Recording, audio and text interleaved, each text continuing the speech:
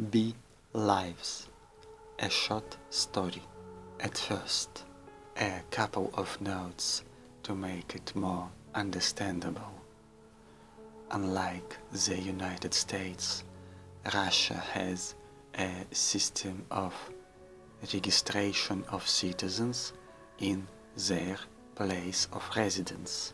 If a person comes from the village to work in the city, where wages are significantly higher, he or she needs to get a city registration. This system works in such megacities as Moscow and Saint Petersburg, and in smaller cities, regional centers such as Saratov, Krasnodar, Samara, and others. A person from a small town or a village can obtain a work permit, but it only offers him or her permission to work. To obtain a real city registration, a citizen must own a property in that city or some part of the property. This, however, is hard to do, as the wages of people in small towns and villages are much smaller. Therefore, some girls from villages and small towns try to marry for registration, because even in cities like Saratov or Samara, there are many more opportunities for earning and comfortable life than in small villages and towns.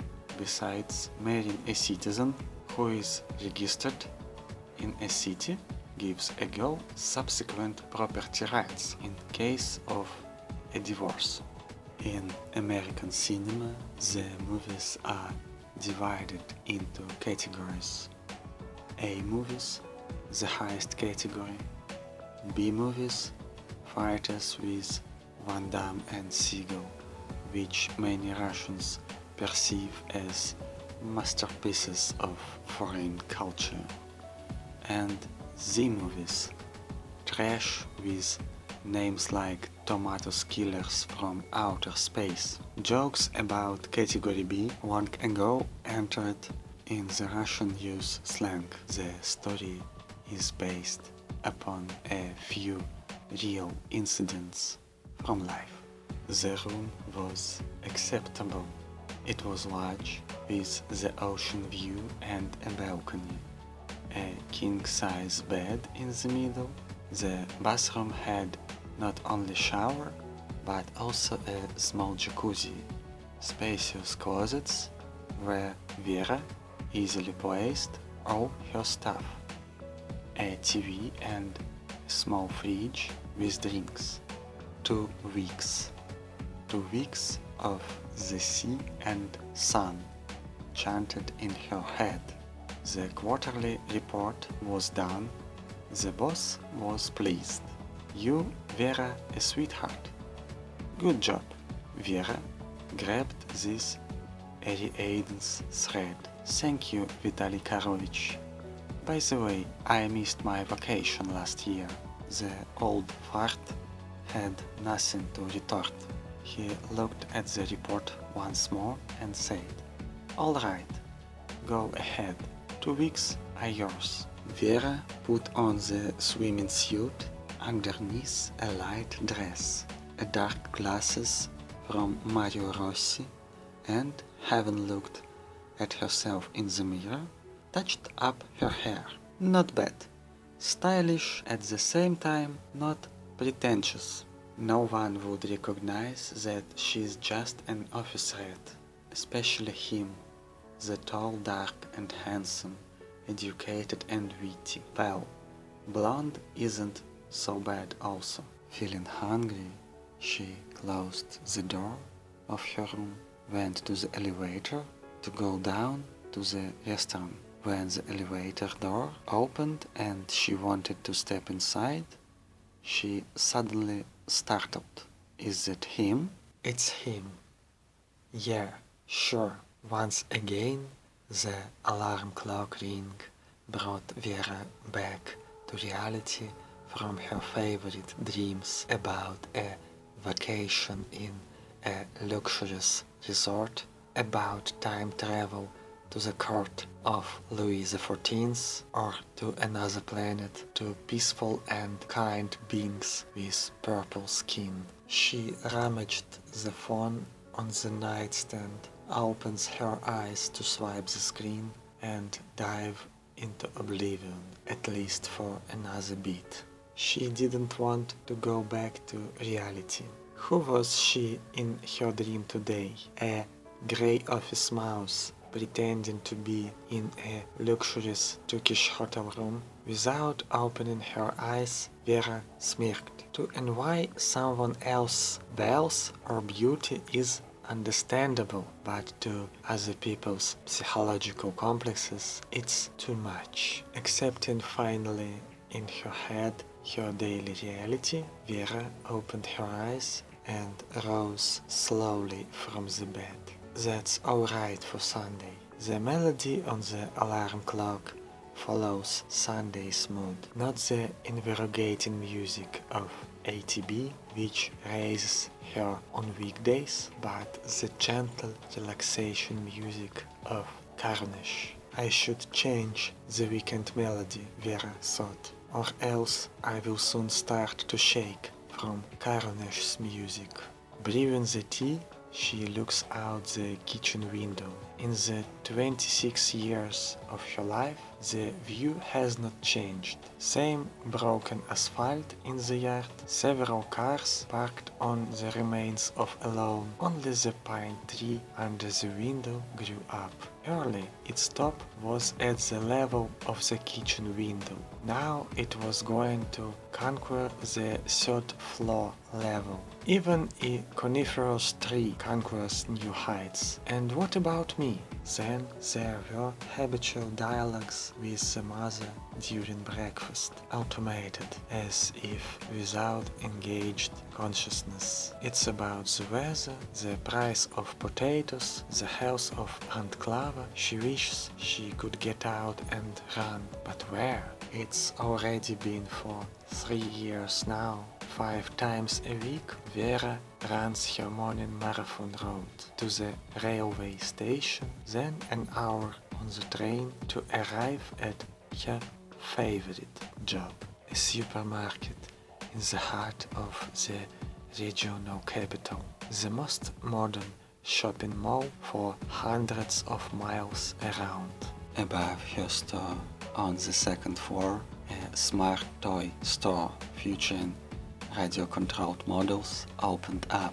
She stopped there at times. More often, Vera's interest occupies the small department of elite perfume on the opposite side of this buzzing kid fantasy land with helicopters, quadrocopters and visionary radio-controlled machines. She stopped by there just to smell the aroma. Only once.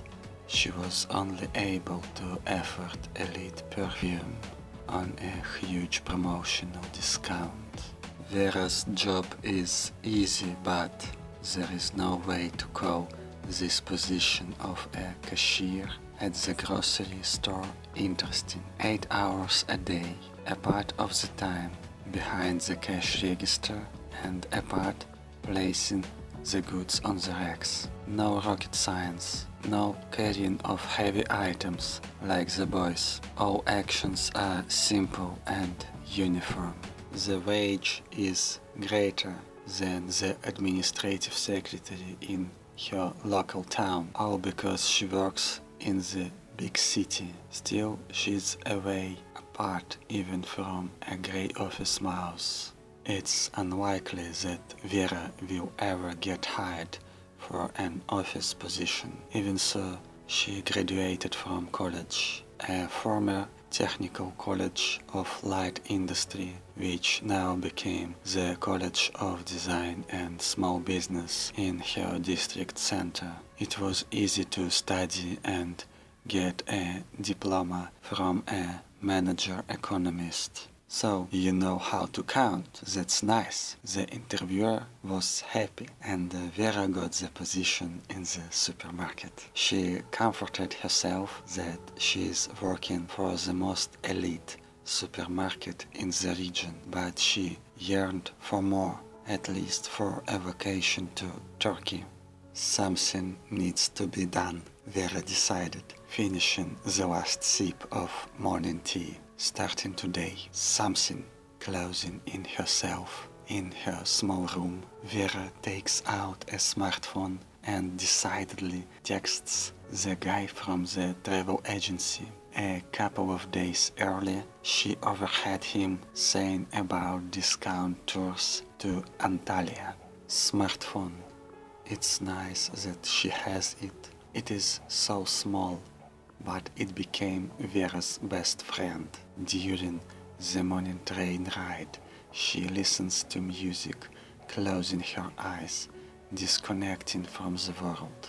Romantic melodies from other corners of the earth, so different from the monotonous landscape of her homeland, towns, forests, fields, industrial zones, and the capital of the region. All these landscapes have long been known from the school years, from the first trips to the market of the regional capital. Vera remembered every frame of a movie flickering outside the train window at any time of the year. Green in summer, yellow in autumn, white in winter, and dirty in spring.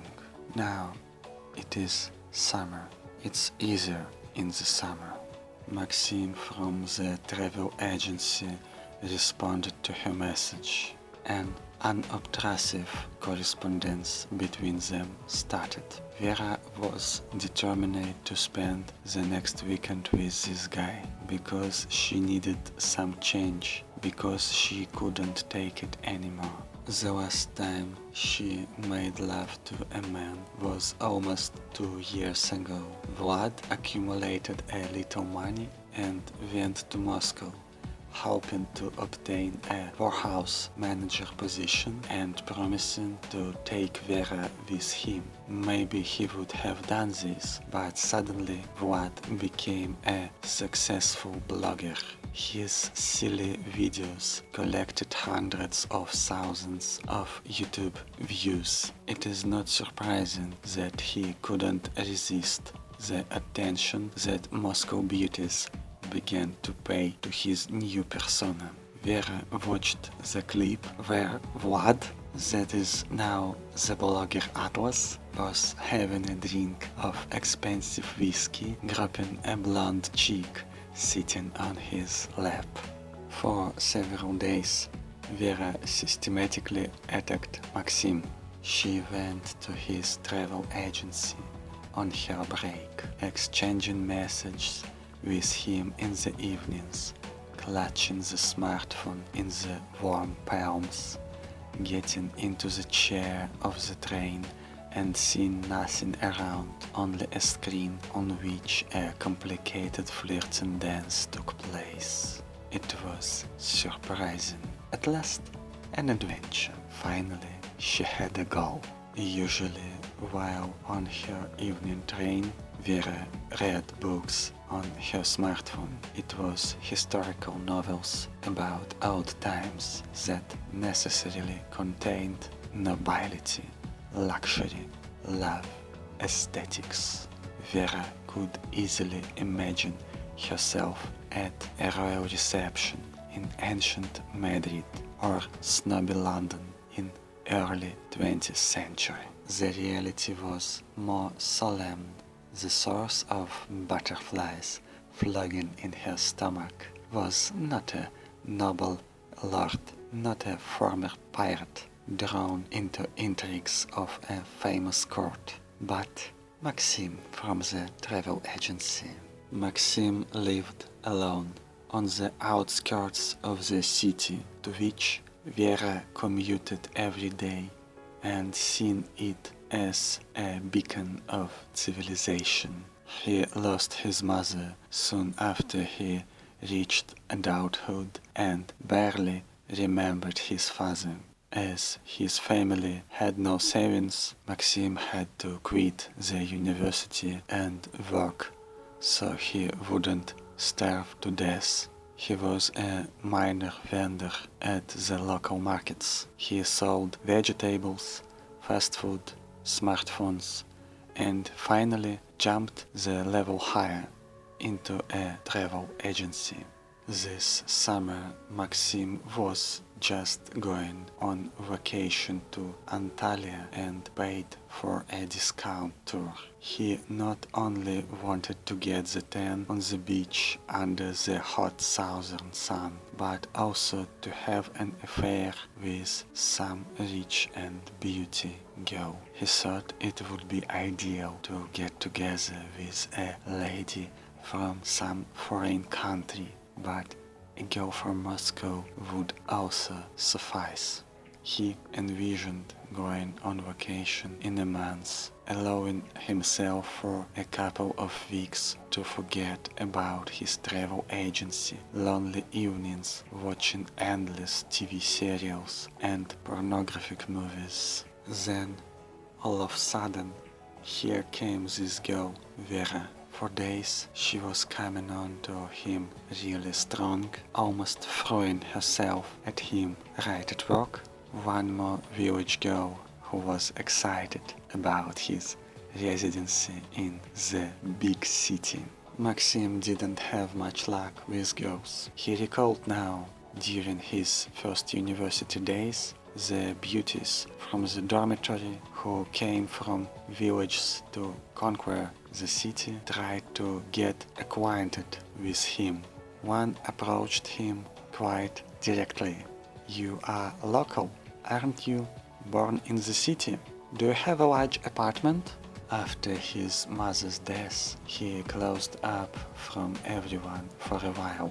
He understood that he was easy prey at the moment, and not just for village beauties, but for freshly baked friends who needed a free flat for partying all the time.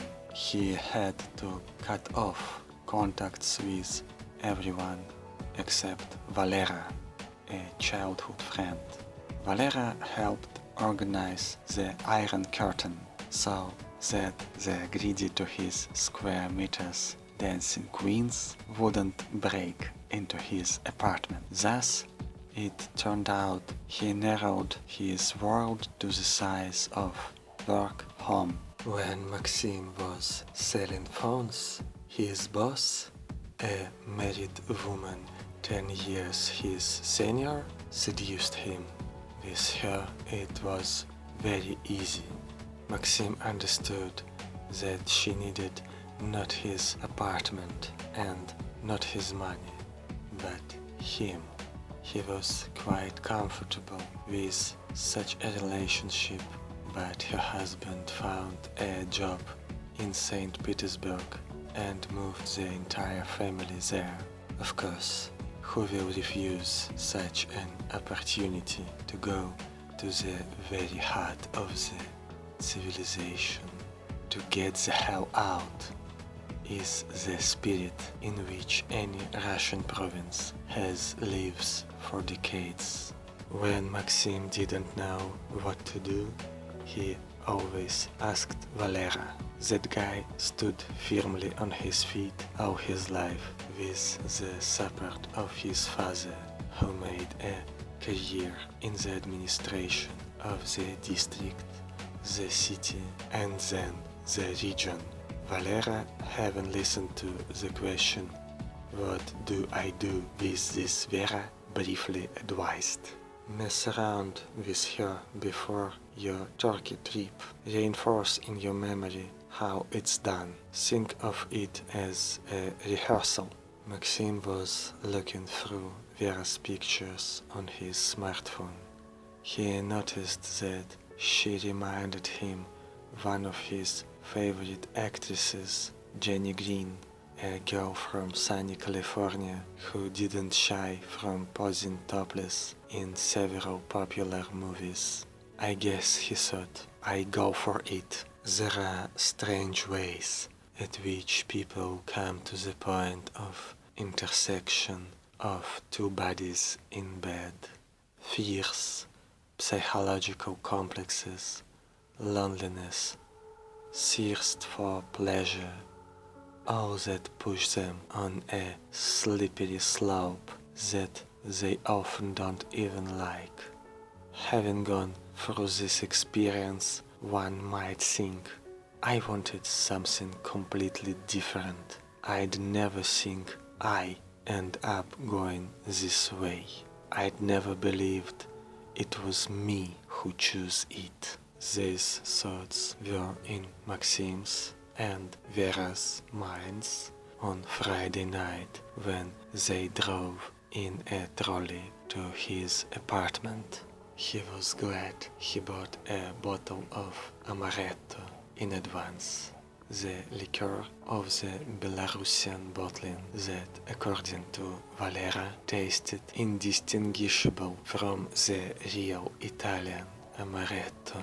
Amaretto produced in Belarus, sushi from Japanese fast food prepared by Kazakhs. Film with Jenny Green, watched online via free virtual private network. Vera's jeans shorts with the brand label Loves. A little mistake made by the Chinese manufacturer in an attempt to clone Levi's. Everything of category B, the food, the cinema, life, the feelings. After a few gulps of Amaretto, Vera plunged into her dreams of the Sun King Palace in Versailles. She didn't care that the guy was methodically undressing her. Maxim was thinking about Jenny Green. It seems that Vera didn't notice when he looked at the screen more often than he looked at her. Surprisingly, he noticed similarities between them. Or was it just because he was under the influence? Maxim turned off his consciousness and focused on the sensations. Jenny was on screen, in his memory, in front of him, around him, and in him. Versailles tapestries, beautiful and noble French knights surrounded Vera. Beyond these virtual realities, in a category B room, two young bodies fell to a wide bed, amplifying their arousal with hugs and rapid movements. I feel good, Maxim's voice rang out in the dark after everything was over and they just lay there, bracing hard. I didn't expect it, I am just not very talkative. Me too, Vera pressed her body closer to his. I feel good, I feel so good. The day of Maxim's departure to Antalya was approaching and he wondered how to tell about this to Vera. He rather used to her presence, but did he had any feelings for her? Did he need this simple village girl? Or should he try his chances of fighting for the attention of some high-ranking lady at the resort? Maybe he should even go to Moscow and try to seduce a rich beauty there? Ha! He understood that he did not have the strength to conquer Moscow. Moscow is too lofty. Vera is too shabby. What remains? The resort. You know, I'm going to Turkey for 2 weeks. Sorry I didn't know how to tell you. I bought the ticket for a tour before you and I. You know, I mean, What was I supposed to do? Cancel my vacation? But I will return in just a couple of weeks. Everything is going to be alright. Yet again, the morning train for Vera. Good thing it's summer, it's warm, and everything is green behind the window. Today, Vera could neither listen to the music nor read novels from her smartphone. She felt bewildered. Did it indeed happen? Such an adventure, a man in her life, even a passion. It seemed like a passion, yet it changed absolutely nothing in her life. Neither moved her to the left nor to the right. All she knew, this adventure happened, and now it's over. Does it make sense? Maxim put the suitcase on the floor, locked the door, and looked around. The room was acceptable. It was large, with the ocean view and a balcony, a king-size bed in the middle. The bathroom had not only shower, but also a small jacuzzi, spacious closets where he easily placed all his stuff, a TV and a small fridge with drinks. 2 weeks. 2 weeks of the sea and sun chanted in his head. 2 weeks of life in the category A.